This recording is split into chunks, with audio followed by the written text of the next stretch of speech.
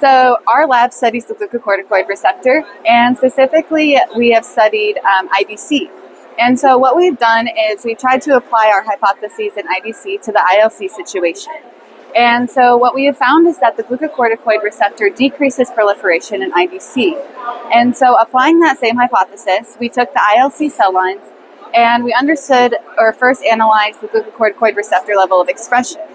So we re-express the glucocorticoid receptor in the SUM44 cell line, and we compare it with the MM134 cell line, which has endogenous GR.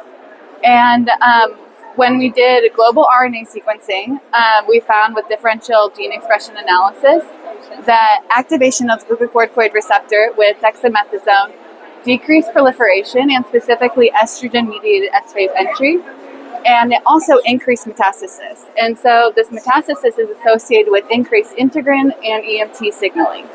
And so specifically when we look at the integrin gene expression, we see that this increase of integrin gene expression that's driven by the glucocorticoid receptor is associated with this enhanced adhesion to these certain extracellular matrix proteins.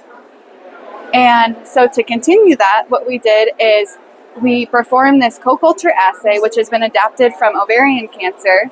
And this is when we form a mesothelial monolayer and we grow our ILC cells in suspension for a short period of time.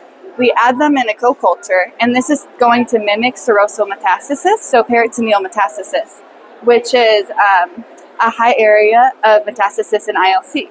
What we were able to find is that activation of the glucocorticoid receptor actually increased these mesothelial clearance efficiency. And the mesothelial clearance efficiency increase means that activation of GR might increase the ILC proclivity to metastasize to this peritoneal surface. So then what we did is we took our test tube findings and we tried to apply them to an in vivo model.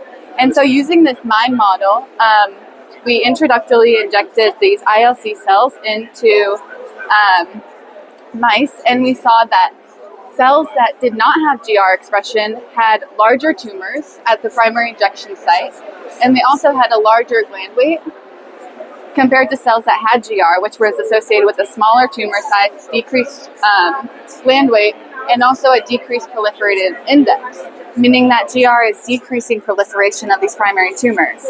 We also saw that cells that had GR expression had increased tumor burden at the bone sites. And again, this is one of those sites that ILC likes to metastasize to.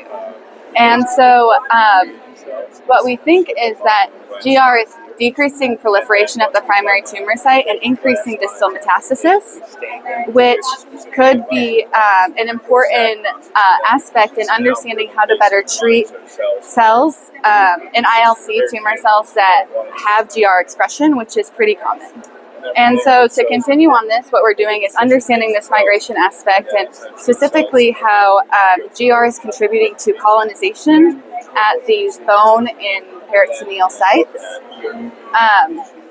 and how it's promoting this potentially increased survival once it gets to these distal metastasis sites.